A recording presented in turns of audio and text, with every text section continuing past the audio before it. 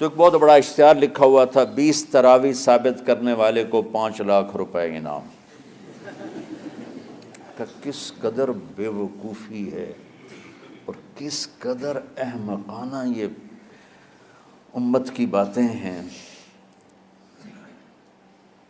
کہ 20 تراویح، سینکڑوں سال سے امت کا عمل 20 تراویح آ رہا ہے۔ تراویح کا نام جو پڑھا مجھے یوں لگتا ہے کہ اہل مکہ، یعنی اہل مکہ جو تھے نا، وہ 4 تراویح پڑھ کے ایک طواف کرتے تھے، تو وہ آرام کے لیے ہوتا، ترویحہ آرام، تھوڑی دیر کا آرام۔ تو 4 تراویح کے بعد ایک طواف کرتے تھے، وہ چھوٹا سا طواف 10 منٹ میں ختم ہو جاتا تھا، اور پھر 4 تراویح پڑھتے تھے، پھر طواف کرتے تھے، پھر 4 پڑھتے تھے، پھر طواف کرتے تھے۔ یہ صحابہ کے تھوڑے بعد کے دور کی بات۔ تو مدینے والوں کو پتہ چلا کہ مکے والے تو یہ کرتے ہیں، وہ کہنے لگے اساں کی کریے؟ انہوں نے کہا اسی 40 تراویح پڑھیں گے، 40 رکعت۔ وہ 40 رکعت پڑھتے تھے۔ تو نوافل میں کوئی سختی نہیں کہ بھائی 8 سے زیادہ نہیں پڑھنی، بدعت ہو جائے گی، اور 20 پڑھنا بدعت ہے، یہ سب جہالت کی بات ہے۔ اور یہ 8 پڑھ رہے ہیں یہ غلط ہے، یہ بھی حماقت کی بات ہے۔ جو صحیح حدیث سے دلیل پکڑ کے کوئی عمل کرتا ہو تو بھائیو اس سے بحث نہ کیا کرو، مناظرہ نہ کیا کرو، یہ بہت نادانی والی بات۔ اور امت کا خلق لاکھوں کروڑوں انسانوں کا ایک عمل پہ جمع ہونا، یہ بذات خود اس کی طاقت کی ایک دلیل۔ اور حرمین جب سے میرے رب نے حضرت عمر نے 20 رکعت شروع کی، آج تک وہاں بھی ساری مساجد میں 8 رکعت تراویح ہوتی ہے، لیکن حرمین کی مسجد میں 20 رکعت، ادھر بھی ادھر بھی۔ اور یہ جو وہ وہاں ختم قرآن پہ دعا نہیں مانگی جاتی، یہ کس کا عمل ہے؟ حضرت عثمان کا۔ حضرت عثمان نے اپنے دور خلافت میں تراویح پڑھانے والے سے کہا جب قرآن ختم کرو تو دعا کرنا۔ وہ کہنے لگے جی کیا دعا کروں؟ کہ جو تیرے دل میں آیا کرنا۔ تو ختم قرآن کی رات تراویح کی آخری رکعت میں من الجنت والناس کے بعد دعا کے لیے ہاتھ اٹھانا، یہ حضرت عثمان رضی اللہ تعالیٰ عنہ نے اس کو زندہ فرمایا۔ اور امام دعا کرتا تھا 1 منٹ 10 منٹ 20 منٹ جتنے بھی، اور پیچھے لوگ آمین کہتے تھے۔ وطر کی جماعت نہیں ہوتی تھی، وطر کو باجماعت حضرت مولا علی رضی اللہ تعالیٰ عنہ نے شروع کی کہ وطر کو بھی باجماعت پڑھا جائے۔ تو یہ ان کی سنت ہے کہ وطر کو باجماعت پڑھا گیا۔ تو اب یہ لہٰذا یہ سارے سنت جو کام ان خلفۂ راشدین سے ہوا وہ بھی سنت ہے۔ تو اللہ نے ہمیں ایک عبادت دے دی کہ میرا قرآن پڑھو اور سنو۔ پہلی امتوں کو تراویح کیوں نہیں تھی یا قیام اللیل کیوں نہیں تھا؟ کہ ان کو اپنی کتاب یاد ہی نہیں ہوتی تھی، وہ اپنی کتاب کے حافظ نہیں ہوتے تھے، وہ اپنی کتاب یاد ہی نہیں کر سکتے تھے، صرف نبی کو یاد ہوتی تھی۔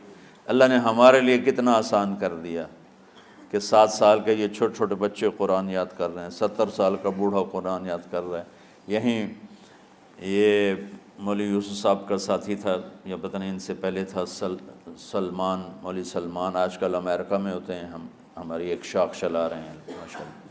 وہ شروع میں یہاں تھے، تو یہاں تراویح پڑھانے کے لیے ہمارے پاس حافظ کوئی نہیں تھا، وہ حافظ نہیں تھے، وہ صبح بیٹھ کے شام تک ایک سپارہ یاد کرتے اور رات عشاء کی نماز میں سنا دیتے۔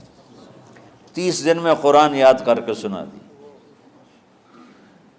مطلب یہ سنی سنائی بات نہیں، ہمارے اسی حسنین، اسی ممبر اور محراب کی بات کہ یہیں اسی مسجد میں انہوں نے صبح سے مغرب تک یاد کرتے تھے اور پھر عشاء میں کھڑے ہو کے سنا دیتے تھے۔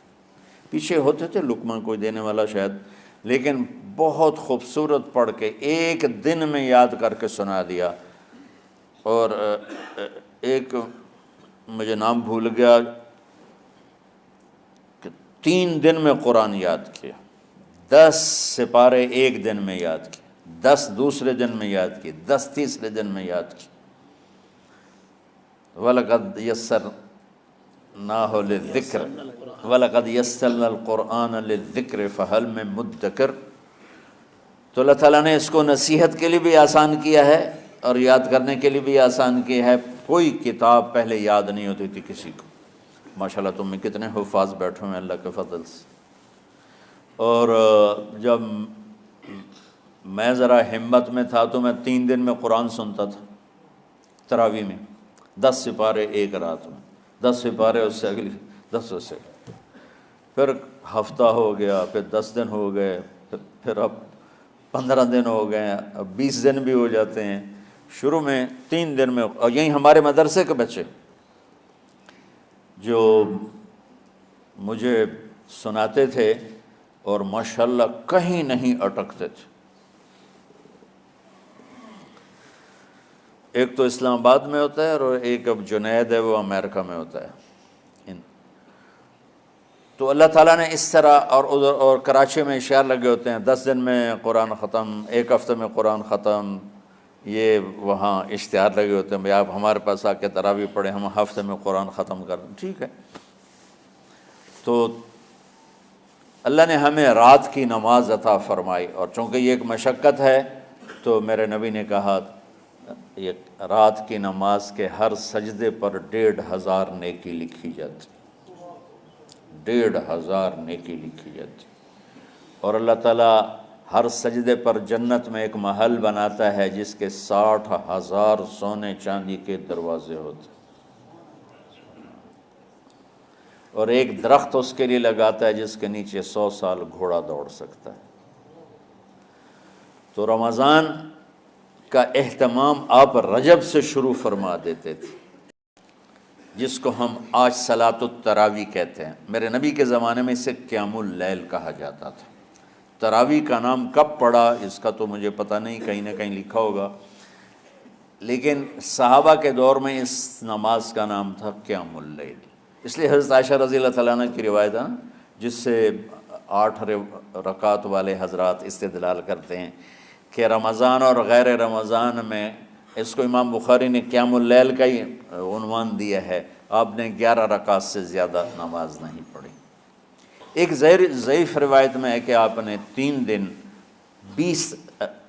دن پڑھائی نماز، یہ تو صحیح روایت ہے۔ کتنی رکعت پڑھائی؟ تو ایک ضعیف روایت میں ہے کہ 20 رکعت پڑھائی۔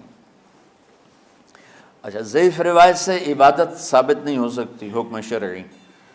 تو جب حضرت عمر رضی اللہ تعالیٰ عنہ نے سب کو، اب میرے نبی کے دور میں 3 دن کے بعد آپ تو آئے نہیں کہ کہیں فرض نہ ہو جائے، تو صحابہ اپنے طور پر قرآن سنتے تھے ٹولیوں میں۔ صدیقی دور میں 2 سال وہ فتنوں میں گزرا، تو اس میں بھی اسی طرح چلا کہ ٹولیوں میں ہوتے تھے۔ حضرت عمر رضی اللہ عنہ کے زمانے میں حکومت مضبوط ہو گئی، طاقتور ہو گئے، تو ابتدائی سالوں میں نہیں، چند سالوں کے بعد اب مسجد میں تشریف لائے تو لوگ اس طرح کوئی 4 ادھر 4 ادھر 5 ادھر 10 ادھر 20 ادھر، تو کہنے لگے ان کو ایک امام پہ جمع کر دیا جائے تو کتنا اچھا ہوگا۔ تو آپ نے سب کو اکٹھا کیا اور ابی بن کعب رضی اللہ تعالیٰ عنہ کو امام بنایا، اور سب کو ایک نماز پہ جمع کر کے 20 رکعت کا حکم عطا فرمایا۔ تو حضرت عمر کا یہ عمل اس حدیث کو مضبوط کر دیتا ہے کہ چونکہ میرے نبی نے کہا علیکم بسنتی و سنت الخلفاء الراشدین من بعدی، کہ میری اور میرے خلفاء راشدین کی سنت پر مضبوطی سے عمل کرنا۔ تو حضرت عمر کا جو 20 رکعت طے کرنا ہے، اگر ان کا اپنا اجتہاد ہے تو بھی ہمارے لیے عمل کے لیے کافی ہے، اور اگر ان کو یہ یاد ہے کہ میرے نبی نے 20 پڑھی تھیں تو اور زیادہ اچھی بات ہے۔ لیکن بہرحال جو 8 پڑھتا ہے ہمارا اس پہ بھی کوئی اعتراض نہیں، چونکہ وہ بھی حدیث کے ساتھ بات کرتا ہے، اور باقی پوری امت 20 پڑھتی ہے ان پر بھی اعتراض نہیں۔